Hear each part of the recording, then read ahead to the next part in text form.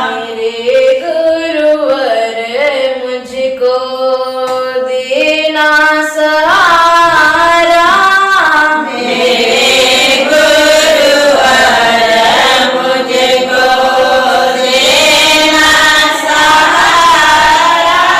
कहीं छूट जाए ना दामन तुम्हारा, कहीं छूट जाए ना दामन तुम्हारा। चमकते हैं दुनिया में जो चांद तारे, चमकते हैं दुनिया में जो चांद तारे।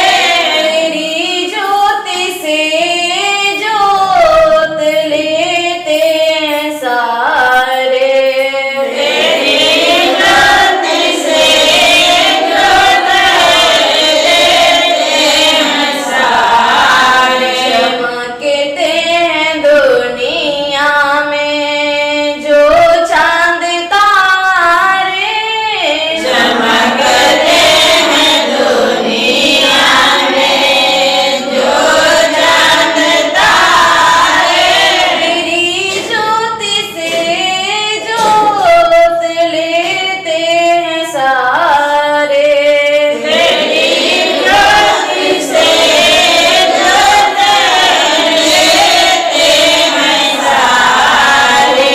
आता है इन्हें कोई कि तेरा इशारा, घुमाता है इन्हें कोई कि तेरा इशारा। कहीं छूट जाए ना दामन तुम्हारा, कहीं छूट जाए ना दामन तुम्हारा। मेरे सद्गुरु मुझको देना सहारा, मेरे सद्गुरु मुझको देना सहारा। कहीं छूट जाए ना दामन तुम्हारा, कहीं छूट जाए ना दामन तुम्हारा। तेरे रास्ते से हटाती है दुनिया, तेरे रास्ते से हटाती है दुनिया। मनोहर बहुत रूप दिखाती है दुनिया, मनोहर बहुत दिखाती है दुनिया। तेरे रास्ते से हटाती है दुनिया, तेरे रास्ते से हटाती है दुनिया। मनोहर बहुत रूप दिखाती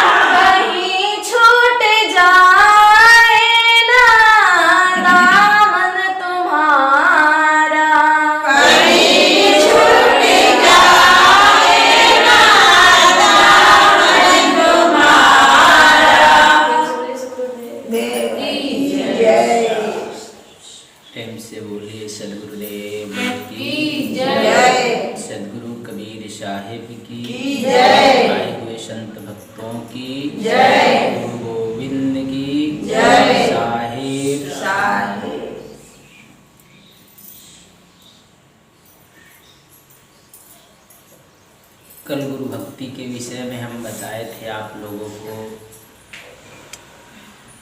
कि साहब कहते हैं कि गुरु गोविंद दो खड़े काको लागू पाए बलिहारी गुरु आपने गोविंद दियो बताए। तो इस संदर्भ में बताए थे कि कबीर साहब के पास परमात्मा और गुरु दोनों समक्ष में खड़े हो जाते हैं, लेकिन उनके गहन विचार पर यह पता चलता है कि हमें सबसे पहले गुरु को नमन करना चाहिए। और एक बात है कि यह बातें किसी ने भी नहीं बताई, सबने कहा कि भगवान का ही पहले नमन करना चाहिए, लेकिन यह गहन विचार करने के बाद ही कबीर साहब ने बताया कि सबसे पहले गुरु को नमन करना चाहिए।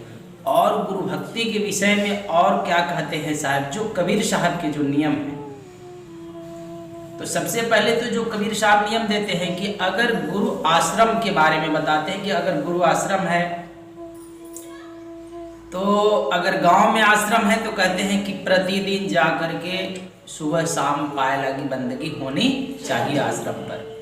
अगर कहते हैं कि अगर 5 किलोमीटर दूरी पर हो गुरु आश्रम तो कहते हैं कि कम से कम तो हफ्ते दिन में जरूर एक बार जाना चाहिए।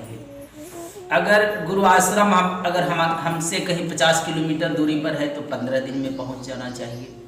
अगर 100 किलोमीटर दूरी पर है तो कहते हैं कम से कम पूनम को तो अवश्य ही पहुंचना चाहिए। लेकिन अगर गुरु जी अगर 1000-2000 किलोमीटर दूरी पर रहते हैं, 500 किलोमीटर दूरी पर रहते हैं, तो आप 6 महीने में और नहीं सपरता है तो कम से कम बरस में एक बार अवश्य उनसे जा करके मिलना चाहिए, या गुरु को अपने पास अवश्य ही बुलाना चाहिए। यह कबीर साहब ने एक शिष्यों को भक्ति करने के लिए यह नियम बताते हैं। इसलिए कि साहब कहते हैं कि देखिए, माता पिता औरों मिली, माता पिता लोग कहते हैं कि माता पिता आदि की सेवा करने से हमारी मुक्ति हो जाएगी। नहीं सज्जनों, माता पिता की तो सेवा करनी है, ये नहीं कि नहीं करनी है, क्योंकि इस संसार में 4 देव माना गया, मातृदेव भव, पितृदेव भव, अतिथि देव भव, गुरुदेव भव। तो गुरु भी कई प्रकार के होते हैं, लेकिन जो श्रेष्ठ गुरु हैं उनके बारे में मैं बता रहा हूं आपको।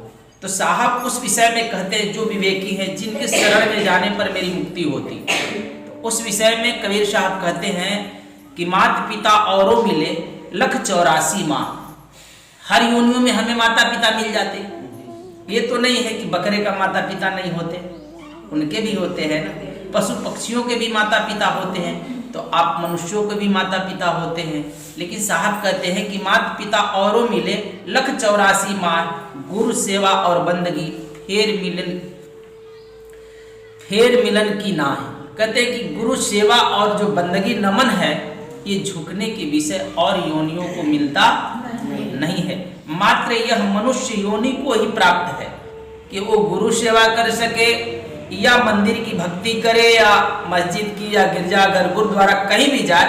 लेकिन गुरु परंपरा की जो नियम है, तो गुरु बनाने का नियम तो ऐसे सदगुरु कबीर साहब ये बातें कहते हैं कि मात्र मानव ही है कि वो विचार करके विवेक पूर्वक गुरु बनाता है और गुरु के शरण में जा करके उनके बताए अनुसार चलकर अपना जीवन का उद्धार करता है। लेकिन हमसे पूछेंगे आप लोग कि बाकी और योनियों में गुरु नहीं है, तो हम तो कहते हैं है, और योनियों में भी गुरु मिलता है। आप लोग ठीक से देखिए, शायद कबीर साहब देखने में पिछुआ गए होंगे, इसलिए हम आप लोगों को बता रहे हैं। आप लोग भेड़ देखे हैं? एक भेड़ आगे आगे चलता है, वो उसका गुरु बाबा होता है। पशु की देखते हैं ढेरा चलती है तो एक पशु उसमें आगे आगे चलता है। तो हमारे ख्याल से जब हम विचार करते हैं तो लगता है कि जो गुरु बाबा 84 लाख योनियों में गुरुओं शिष्यों को लेकर डूब जाता है, तो वो 84 लाख योनियों में भी गुरु बन करके आगे आगे भटकता रहता है। गुरु तो हर योनियों में होता है, मैं ये भी देखता हूं। गुरु होता है कि नहीं? आप देख लीजिएगा, कल तो चुटियों की लार चल रही थी, उसमें एक पाक वाली चुटिया थी जो आगे आगे चल रही थी, और बिना पांख वाली सब पीछे पीछे चल रही थी। तो मैं भी विचार किया, हम कहा कि इनका गुरु ये पांख वाली चूटी है, लेकिन कोई कारणवश दोनों दाव खेले होंगे। गुरु लोभी शिष्य लालची दोनों खेले दाव, जाए पड़े भवचक्र में सहे घनेरी ला। तो कहते गुरु और शिष्य दोनों लोभ के कुएं में डूब गए। जब दोनों लोभ के कुएं में डूब गए तो ये दोनों 84 लाख योनि में, गुरु 7 शिष्य सब डूबे लोभ लहर की धारा। कहते हैं कि जैसा गुरु बाबा लोभी होगा, लेन देन चालू होगा, और चेला भी अपना दाव उसमें खेलता होगा, गुरु बाबा भी दाव खेलता होगा। तो कहते कि ये ऐसे लोग 184 में गुरु और शिष्य यानी खेवनहार और बैठनहार, जब खेवनहार से पतवार न समरे तो नैया क्या होगा जी, तो बैठने वाला पार उतरेगा उस पर, ये तो कभी नहीं पार उतरने वाला। तो दोनों जब डूब जाते तो 84 लाख योनियों में दोनों चलते। अच्छा, गुरु बाबा की गुरुवाई उन योनियों में भी नहीं छूटती। जब हम विचार किए तो पता चला कि ये पशुओं में भी एक आगे चलता है, भेड़ों में भी आगे चलता है। हर पशु पक्षी में, पक्षी आकाश में उड़ते जा रहे तो देखे कि एक पक्षी आगे जा रही है तो उसके पीछे 10-15 पक्षियां जा रही हैं। कहे इनमें भी देख लो। हम छोटे थे तो गिद्ध आता था तो सारे गिद्ध जुट जाते थे, लेकिन जो पशु मर जाते थे उन पर कोई चोच नहीं मारता, लेकिन एक विशेष जरूर उनमें से गिद्ध होता था कि जो पहली बार चोच मारता था उसमें, और जब वो चोच मार देता था तो सभी चोच मारना शुरू करता था। तो हमारे ख्याल से हर योनियों में जो गुरु बाबा मनुष्य योनि में शिष्य को भटका करके 84 लाख योनि में डुबा देता है, वो 84 लाख योनियों में शिष्य उनके पीछे पीछे भटकते रहता। इसलिए गुरु परीक्षण के बाद ही, मैंने पहले भी आपको बताया कि पहले क्या करना चाहिए, जो विवेकीशील मनुष्य होता है तो गुरु से कई प्रकार के प्रश्न पूछते हैं। उसके बाद में उनके प्रश्नों पर जब गुरु खरा उतरता है तो ही उनसे वो दीक्षा लेते हैं, और उनके नाम दान लेने के बाद ही तब उनके बताए मार्ग पर वो चलते हैं। इसलिए तो साहब कहते हैं कि हमें भी और ही योनि में माता पिता मिल जाते हैं लेकिन गुरु नहीं मिलते। ये कबीर साहब बता रहे हैं, हम नहीं कह रहे हैं इस बात को। हम तो कह रहे हैं कि ये बाबा अगर डुबाता होगा तो शायद वही 84 लाख योनियों में चेले को लेकर के भरमाता होगा और घुमाता होगा, वही घुमाता होगा, दूसरा नहीं। क्योंकि जब हम देखें इस संसार की तरफ, विचार किए इन पशु पक्षियों की तरफ, तो हमें लगा कि इनमें भी लोग श्रेष्ठ रहते हैं और वो आगे आगे चलते। आप लोग भी कभी, हो सकता है आप लोग कभी गौर नहीं किया होगा, ध्यान नहीं दिया होगा, आप लोग भी कभी ध्यान दीजिएगा कि इसमें कोई श्रेष्ठ है क्या, तो पता चलेगा आपको। तो जो मनुष्य योनि पा करके और गुरु के वचनों का पालन न करता हो और गुरु के बताए अनुसार पर न चलता हो तो क्या होता है उसका, तो उनको भी तो डूबना पड़ता है। लेकिन साहब कहते हैं कि नहीं, अगर गुरु आश्रम निकट है तो हमें अवश्य ही जाना चाहिए।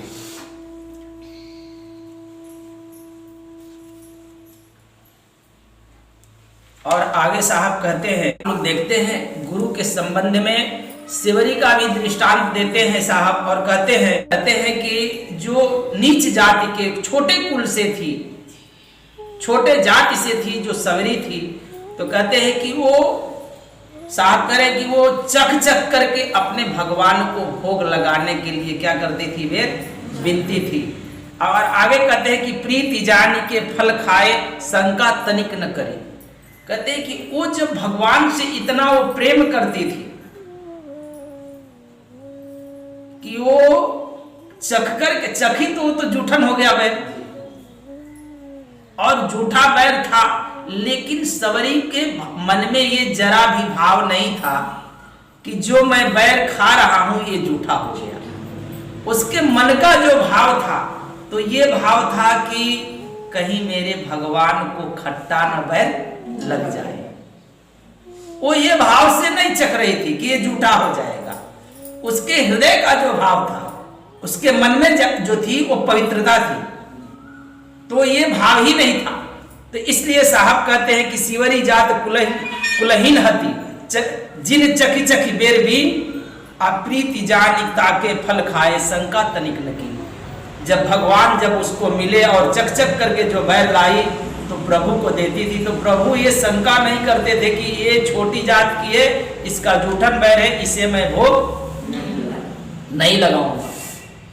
बल्कि भगवान को भी उसके बैर को प्रेम के अधिकारी अरे प्रेम बसीभूत होकर के उसके फल को खाना पड़ा उनको। और वहीं पर लक्ष्मण जी बैठे थे, देख देख करके क्रोध किए जा रहे थे कि देखो ये छोटी जात की है और इसके बैर को ये खा रहे हैं। तो लक्ष्मण जी को भी वो खिलाने की प्रयत्न करती थी।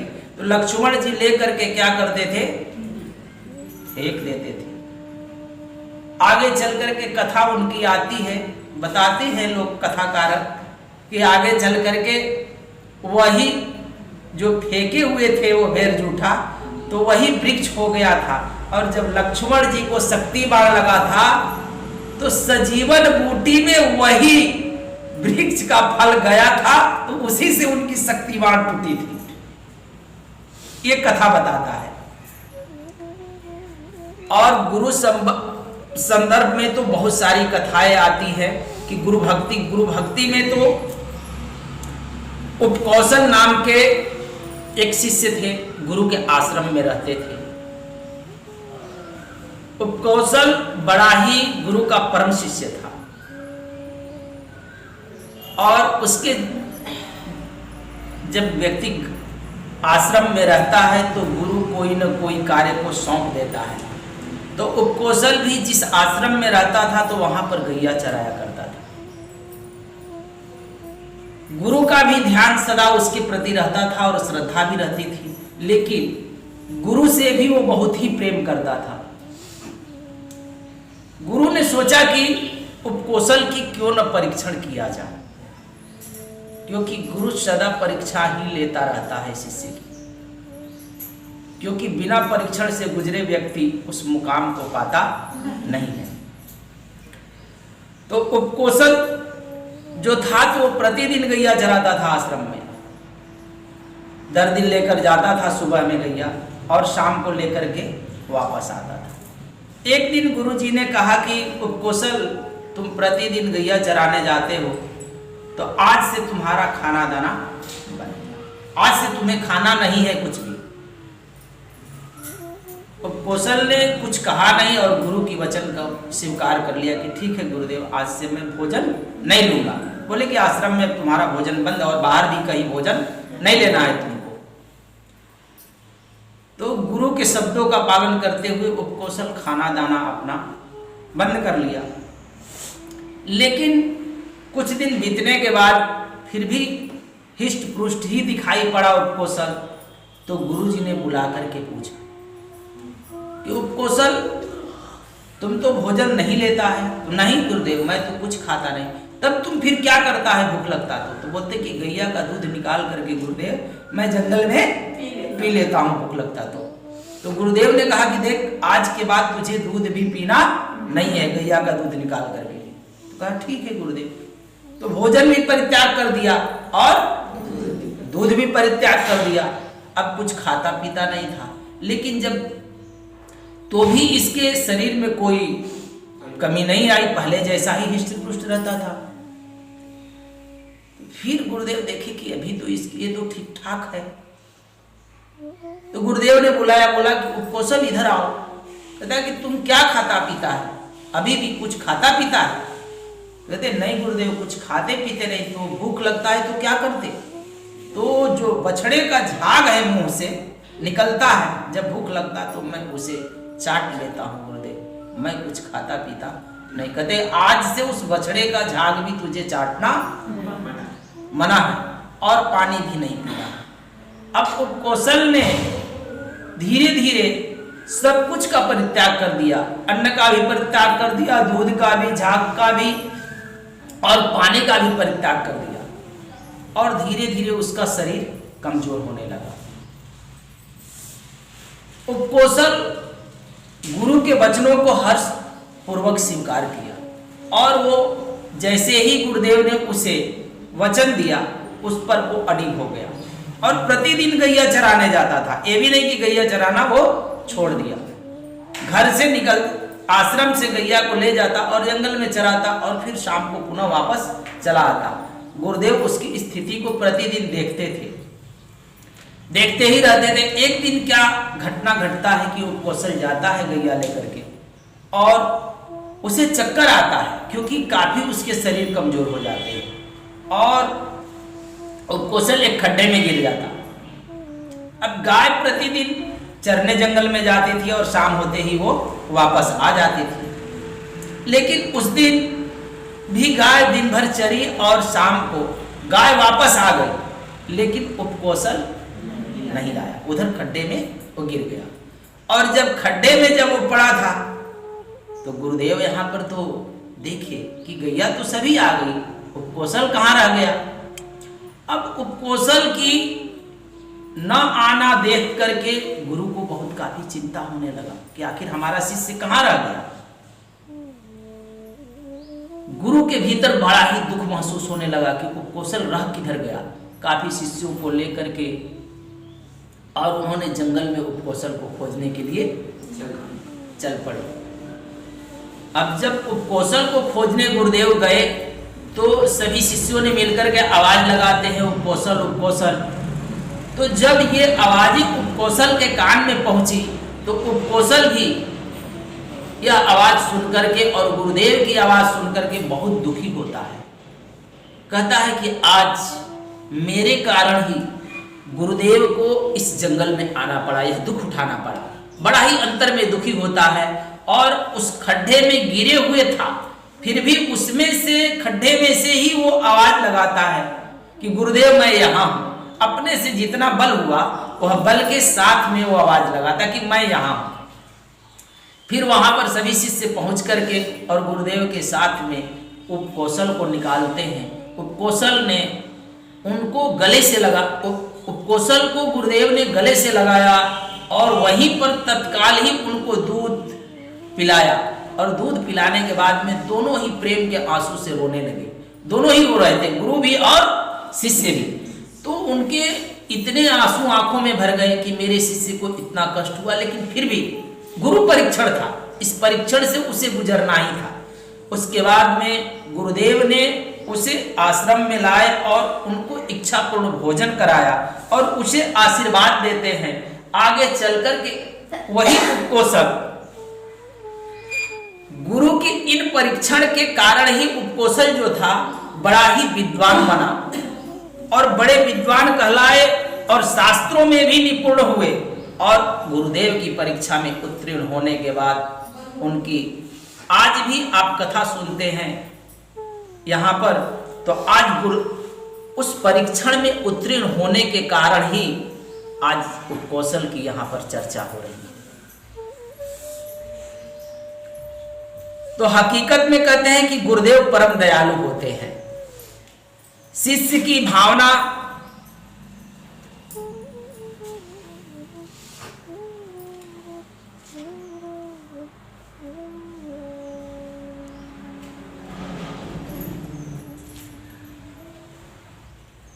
ठीक है, चलो चलो चलो चलो बैठो।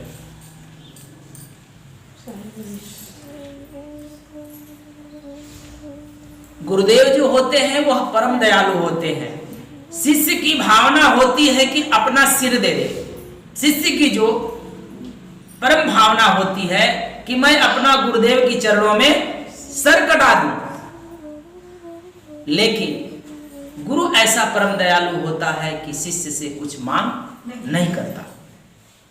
इसलिए तो साहब भी कहते हैं, सदगुरु कबीर साहब कहते हैं कि पड़े रहो दरबार में धक्का धनी के खाए। पड़े रहो दरबार में धक्का धनी के खाए, कबहू गरीब निवाजी हैं जो दर छाड़ी न जाए। सदगुरु के दरबार में सदा हमें हमेशा ही पड़ा रहना चाहिए। अगर देखते हैं माता पिता घर में होते हैं तो बच्चे को मारते भी हैं, डांटते हैं और कई बार कहते हैं ना कि जा तू घर से निकल जा, ऐसा भी डांट कर कहते हैं, भगा भी देते हैं कि चल बाहर निकल, घर से आना मत। तो बच्चा क्या करता है, घर छोड़कर चला जाता, एक आध घंटा इधर उधर रहता है और फिर क्या करता है, घर पर आ जाता है। तो वैसे ही अगर गुरु के आश्रम में, गुरु के दरबार में हम हैं, अगर गुरु अगर हमको डांट कर भी भगाता है कि यहां से तुम जाओ, यहां आना मत, दोबारा इस आश्रम में दिखाई मत पड़ना, फिर भी हमें गुरु दरबार को कभी छोड़ना, हर परिस्थिति में ही हमें गुरु दरबार में रहना चाहिए। और बच्चे को देखते हैं, आप कितना भी डांटता है माता पिता, वो घर को छोड़ता है, कहता है जब भाग जा मत आना यहाँ पर, तो तुम घर द्वार को छोड़ देते हो, नहीं ना छोड़ते हो। तो गुरु भी, गुरु के जो दरबार होता है, तो साहब भी कहते हैं कि कितना भी गुरु करे, कहे कि तू भाग जा, तो जाना जरूर, लेकिन फिर घूम फिर करके आ जाना, भटकना नहीं चाहिए कि नहीं मना कर दिए तो अब आज के बाद में नहीं जाएंगे। हम दरभंगा में के महाराज जी आते थे हमारे यहाँ बम्बई में, हम बम्बई जब रहते थे तो वो राज नारायण साहब थे। तो हम उस समय में नए नए दीक्षा लिए थे, तो वो आते थे 2003-04 में आए थे बम्बई में। तो हम उस समय में नए थे और दीक्षा लिए थे उनसे। तो क्या हुआ कि वहां पर बहुत सारे, जब वो आते हैं तो बहुत सारे लोग जुट जाते थे, और जब बहुत सारे लोग जुटते थे तो सभी साहब को बंदगी करता था, कुछ न फल प्रसाद सब कुछ न कुछ लेकर जाता था। तो एक दिन क्या हुआ कि एक दिन भंडारा का आयोजन था वहाँ पर, और सत्संग कीर्तन भी था, सत्संग होता और भजन भी होता, प्रवचन भी होता। तो वहाँ पर सभी लोग, तो हम भी ऊपर जाते आते थे, गुरुजी से बंदगी करते और नीचे उधर आते, जिनको बैठना होता तो बैठते थे। तो हम तो ज़्यादा काफ़ी वहाँ पर बैठने में ही ज़्यादा समय देते थे, नीचे ऊपर करते थे। वहाँ पर छोटा ही रूम रहता था, और प्रोग्राम के लिए हम लोग वहाँ पर गुरुद्वारा बुक कराते थे। तो क्या हुआ कि उस दिन एक व्यक्ति को मैं देखता था कि हमेशा वो नीचे ही रहता था, कभी ऊपर जाता नहीं था। तो कई बार हमने देखा, 2-3 दिन देखा कि जब वो आता तो नीचे ही रहता और हमेशा नीचे ही खड़े रहते और ऊपर जाते ही नहीं। तो हम तो पहचान नहीं रहे थे, वो भी दरभंगा के ही रहने वाले थे। तो हम अगुआ साहब से कहे कि जो वहाँ के अगुआ मूर्ति भरत साहब थे, तो उनसे कहे कि साहब ये आदमी हम 3 दिन से देखते हैं कि जब आते तो दरवाजे पर ही रहते, गुरुजी के यहाँ भी कभी नहीं जाते, ये कौन है, कहाँ से आते। तो जो हमारे भरत साहब अगुआ थे तो वो पूछे कि साहब आप क्यों नहीं ऊपर आ रहे हैं। तो कहता है कि गुरुजी ने हमें ये वचन से कह दिए हैं कि तू आज के बाद मेरे सामने नहीं आना, तो इसके लिए मैं गुरु जी के सामने नहीं आ रहा। कोई गलती कर दिया होगा तो इसके लिए उन्होंने ये बातें कह दी। तो कहे कि ठीक है आप यहीं रहिए। तो अगुआ का काम होता है क्या कि हर समस्या का निदान कराना। किसी से के मन में जो भाव पड़ी रहती है और वो आना चाहता है, लेकिन गुरु के आदेश के कारण वो आता नहीं है। अगर गुरु कुछ डांट कर भी आदेश देता है तो वो आता है, लेकिन गुरु के से दूर ही रहता। तो वहीं पर खड़ा रहता था प्रतिदिन, और वो कालीना से यानी वहां से 10 किलोमीटर दूर से वो व्यक्ति प्रतिदिन वो गुरु जी से मिलने आता था, लेकिन कभी उनके सामने वो जाता नहीं था। तो ये जब अगुआ को बात मालूम पड़ा तो अगुआ मूर्ति है तो जाकर के वहां पर साहब को बंदगी किया और ये अर्जी लगाई। वहां पर हमें सदा गुरु के पास अर्जी ही लगानी चाहिए। तो उन्होंने ये अर्जी लगाई कि साहब ये फलाने व्यक्ति आए हैं और ये 3 दिन से आ रहे हैं और हमारा तो ख्याल ही नहीं गया, इसके लिए मैं क्षमा चाहता हूँ साहब। वो आपसे मिलना चाहते हैं, हमेशा आते हैं 3 दिन से और चले जाते हैं। कहते कहाँ है, बुलाओ उसको। तो कहते कि साहब वो क्यों नहीं आ रहा। तो ऐसा जो उनका प्रॉब्लम था वो बताया कि आप कहीं दरभंगा में कहीं गए थे तो आप उसको डांट दिए थे, कहते थे कि मेरे सामने कभी आना मत। इसके लिए वो आता है लेकिन आपके सामने नहीं आता है। तो कहें कि अच्छा ठीक है, बुला कर लेकर आओ। वो तब जा कर के वो उनके सामने यानी साहब के सामने वो गुरुजी के सामने गया। तो व्यक्ति गुरु का वचनों का सदा पालन करता है और ये नहीं कि दरबार छोड़ देता। अगर वो दरबार छोड़ देता है तो अगर यह बातें अगर अगुआ तक जाती है तो अगुआ मूर्ति का यह काम है कि समझा बुझा करके यह समस्या का निदान कराना चाहिए। लेकिन जब अगुआ भी उसी में सम्मिलित हो जाए तो अगुआ अगुआ का पात्र नहीं रहता। अगुआ का विशेष महत्व यही होता है। तो ये गुरु का मतलब होता है कि गुरु ने जो वचन दिया ठीक है, हम तो वहां नहीं जाएंगे लेकिन दरबार नहीं छोड़ते। और दरबार में जब जाएंगे हम तो कोई न कोई आकर कहेगा कि फलाने आदमी आया है, मिलना चाहता है साहब जी, तो उसकी तो चूक बख्शाया जाता है ना। तो इसलिए साहब भी कहते हैं कि हमेशा ही हमें दरबार कभी छोड़ना नहीं चाहिए। हमेशा गुरु के दरबार में, गुरु कितना भी भगाए लेकिन हमें कभी उस दरबार को छोड़ना नहीं चाहिए। साहब कहते हैं कबीरा ते नर अंध है गुरु को कहते और हर रूठे गुरु ठौर है, गुरु रूठे नहीं ठौर। क्योंकि अगर गुरु रूठ जाए तो कहीं हमें ठौर ठिकाना नहीं मिलता। लेकिन हरि रूठ गया है तो गुरु के पास हम जा करके अपनी सदा चूक बख्शा लेते हैं। और आगे साहब कहते हैं कि अगर गुरु रूठ गया है हमसे तो क्या करना चाहिए? हमें तुरंत ही गुरु से क्षमा याचना मांगनी चाहिए। और साहब कहते हैं कि जो गुरु रूठा होए तो तुरंत मनाइए, होए रहे दीन अधीन चूक बख्शाइए। कहते हैं कि अगर गुरु नाराज हो जाता है व्यक्ति के ऊपर तो काल माया जो होता है वो हमारे मन बुद्धि पर छा जाता है। अगर गुरु नाराज हो जाता है तो गुरु के नाराज होते ही हमारे मन बुद्धि पर काल माया का प्रभाव तुरंत ही इस शरीर में प्रवेश कर जाता है। इसलिए साहब कहते हैं कि मन चंचल और मलिन हो जाता है अगर गुरु रूठ जाता तो। मेरे मन की अशुद्धता तुरंत नष्ट हो जाती है।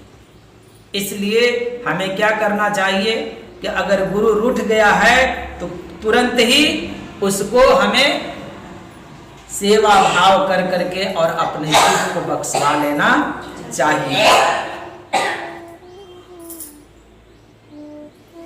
आगे साहब कहते हैं कि जो लोग यह चूक बख्शवाते नहीं है, एक बार तो क्या हुआ कि आप लोग नाम सुने होंगे, क्या कहते हैं,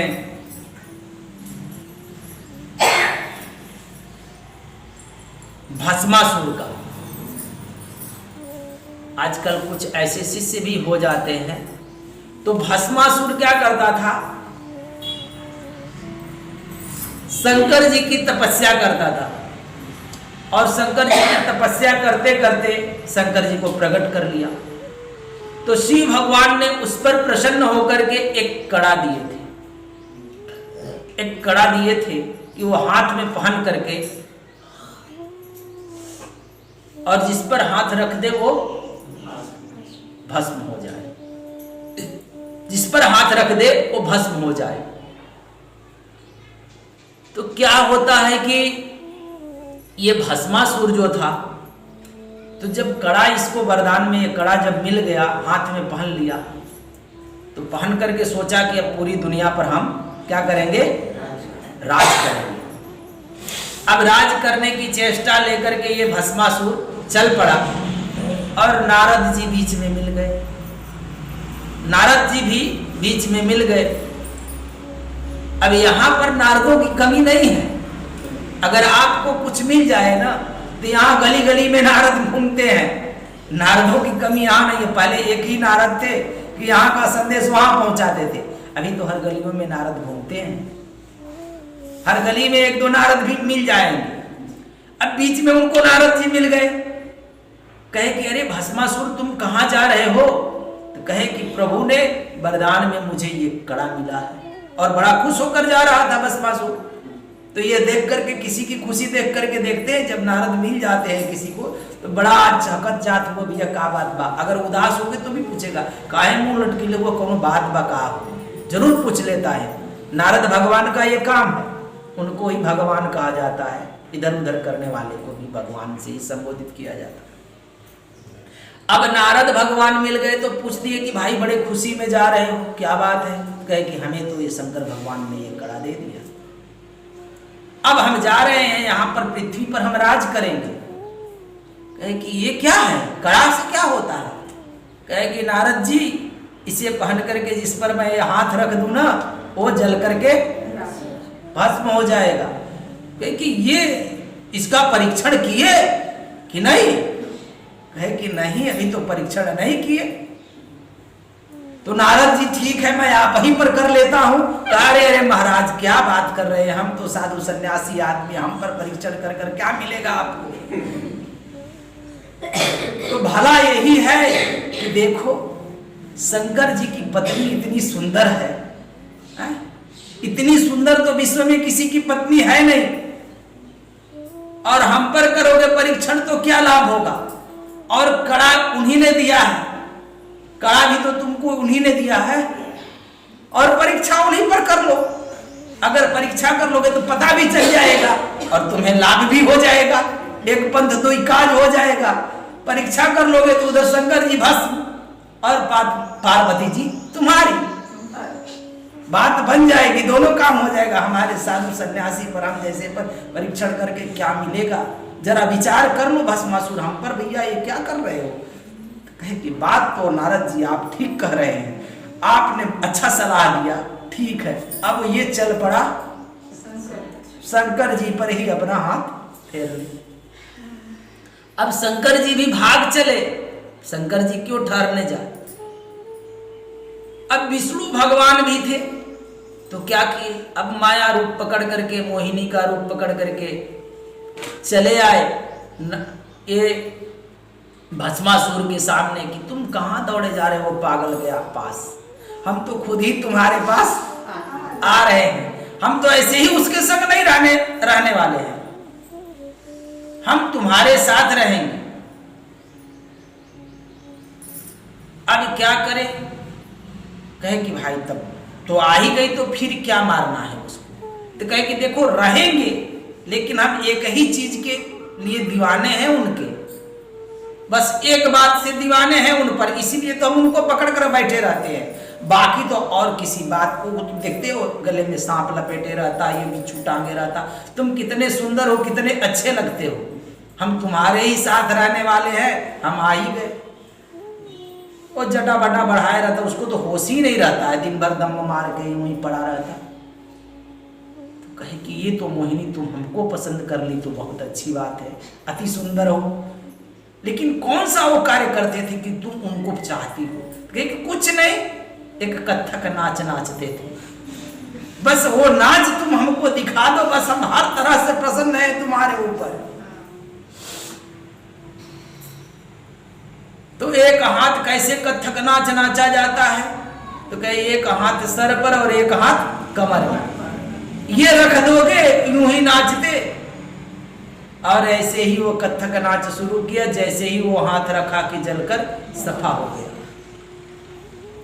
तो गुरु जब रूठ जाता है हमसे, तो जो तुमको बख्शीश में देता है गुरु, और जो बख्शीश दिया जाता है उसे स्वयं भी लेने की क्षमता होती है, स्वयं वो तुमसे ले भी सकता है। तो वो कड़ा पुनः कहां चला गया? फिर शिव जी से पाया था और पुनः लौट करके शिव जी के पास चला गया।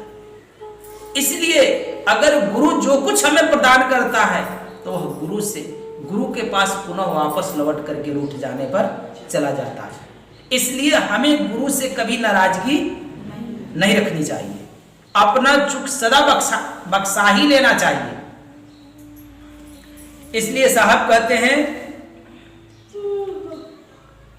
कि ऐसे अपराधी जीवों को कि जो गुरु से वस्तु लेकर के और गुरु परीक्षण में ही उतरता है, तो तो साहब कहते हैं कि तिस अपराधी जीव के 3 लोक नहीं ठौर। तो ऐसे शिष्यों को तीनों लोकों में कहीं ठौर मिलता नहीं है। साहब कहते हैं जो निगुरा सुमिरन करे दिन में 100 बार।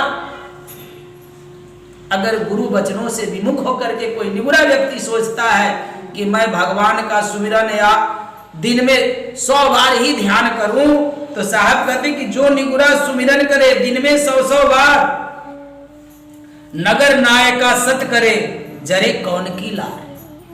अर्थात साहब कहते हैं कि जो कुछ भी भक्ति संबंधित क्रियाकलाप, चौका नाम, सुमिरन, भजन, भय, सत्संग, ज्ञानो योग्य, भक्ति योग, सुमिरन, व्रत, धर्म, नियम आदि, ये सब गुरु की कृपा व साखी यानी साक्षी से ही पूर्ण होते हैं अथवा सानंद संपन्न होते हैं। सदगुरु कबीर साहब इस विषय में कहते हैं कि साखी आखी ज्ञान की समुझ ले हम बनमाय, बिन साखी के लोग के झगड़ो छूटत ना।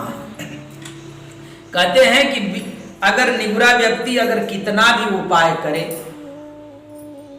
क्योंकि जो वंश गद्दियों को छोड़ करके और भाग करके जो अपनी गद्दी चलाने लगे और वंश गद्दी पर जाना आना बंद कर दिए, तो कहते हैं कि इनको कहीं चूक बख्शने वाला नहीं है। और कितना भी ध्यान, पूजा, आरती, चौका कराते रहे ये लोग, कितना भी जुलूस निकालते रहे, इनके लिए कोई सदगुरु के दरबार में कोई जगह नहीं है। प्रेम से बोलिए सदगुरुदेव की, सदगुरु कबीर साहिब की, आए हुए संत भक्तों की, गुरु गोविंद की साहिब। आप लोग एक भजन गा लीजिए, फिर ध्यान पर बैठना है।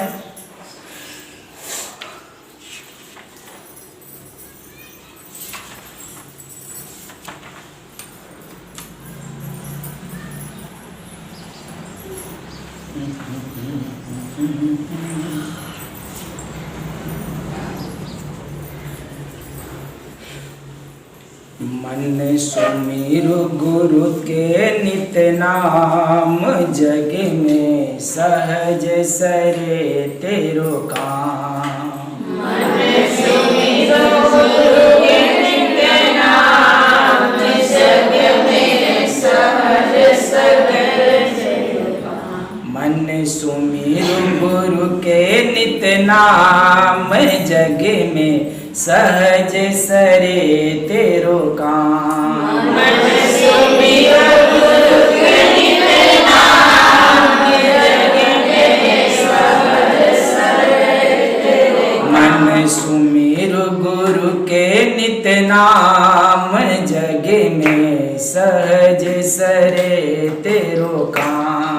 मन सुमिरु गुरु के नित नाम, जग में सहज सरे तेरो काम। मन सुमिरु गुरु के नित नाम, जग में सहज सरे तेरो काम। मन सुमिरु गुरु के नित नाम, जग में सहज सरे तेरो काम। नाम निरंतर पल पल सुमिरो, नाम निरंतर पल पल सुमिरो। नाम निरंतर पल पल सुमिरो। नाम निरंतर पल पल सुमिरो। क्षण क्षण धरियो ध्यान, जग में सहज सरे तेरो काम। क्षण क्षण धरियो ध्यान, जग में सहज सरे तेरो काम। क्षण क्षण धरियो ध्यान, जग में सहज सरे तेरो काम। क्षण क्षण धरियो ध्यान, जग में सहज सरे तेरो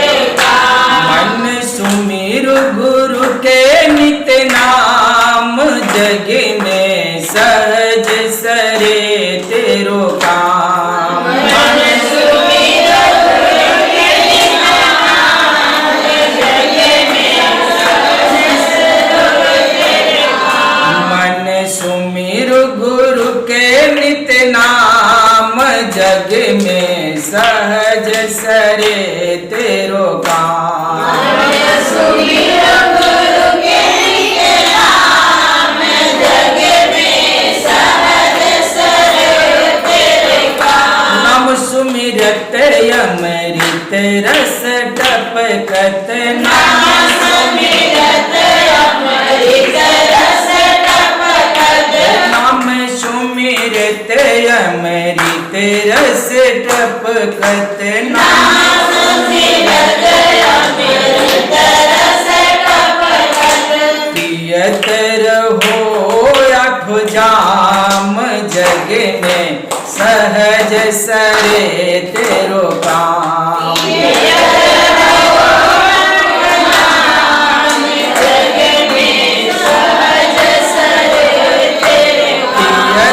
रहो अठयाम, जग में सहज सरे तेरो काम।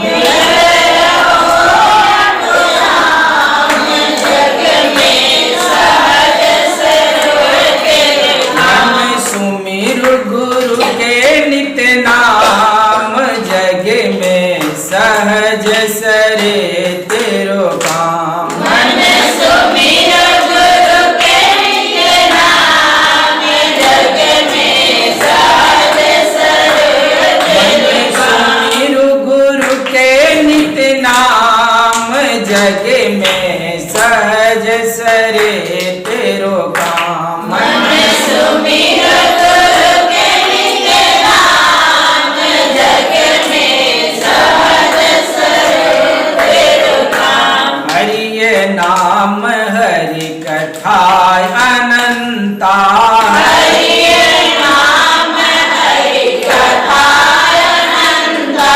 हरि नाम हरि कथा अनंता।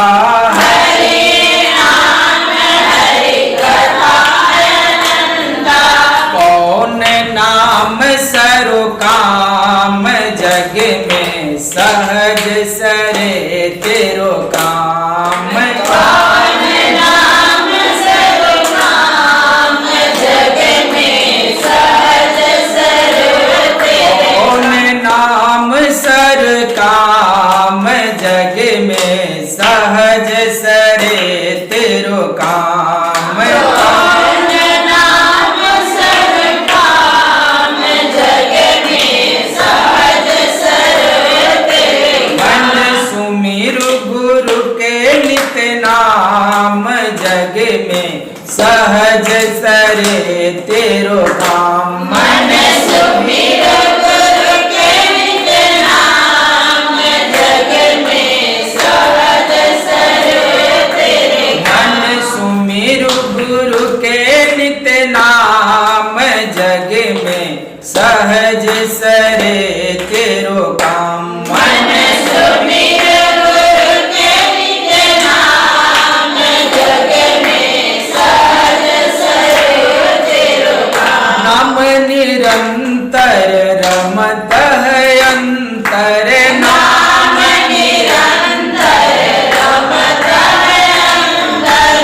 नाम निरंतर रमत है अंतर। नाम निरंतर रमत है अंतर। सै नहीं शिखर मुकाम, जग में सहज सरे तेरो काम। सै नहीं शिखर मुकाम, जग में सहज सरे तेरे सै नहीं शिखर मुकाम, जग में सहज सरे तेरो काम। सै नहीं शिखर मुकाम, जग में सहज सरे तेरे काम। मन सुमिरु गुरु के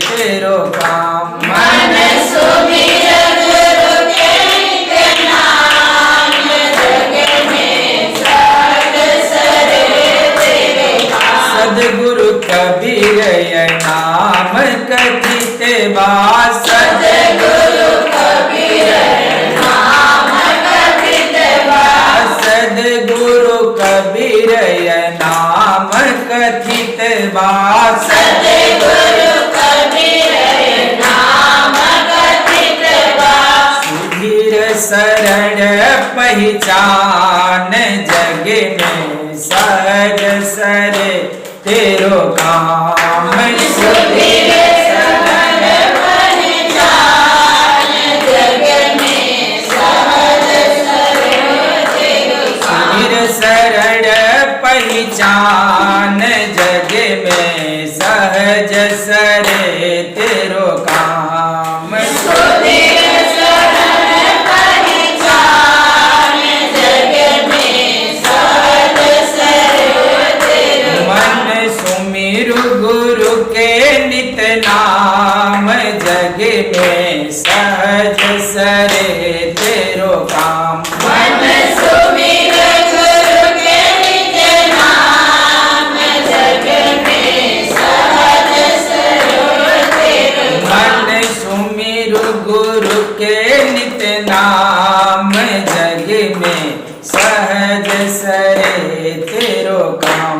मन सुमिर गुरु के नित नाम जग में सहज सरे मन सुमिरु गुरु के नित नाम जग में सहज सरे तेरो काम। मन सुमिर गुरु के नित नाम जग में सहज सरे तेरो काम। बोले सद्गुरुदेव की जय। सद्गुरु कबीर साहिब की जय। सत्य भक्तों की जय।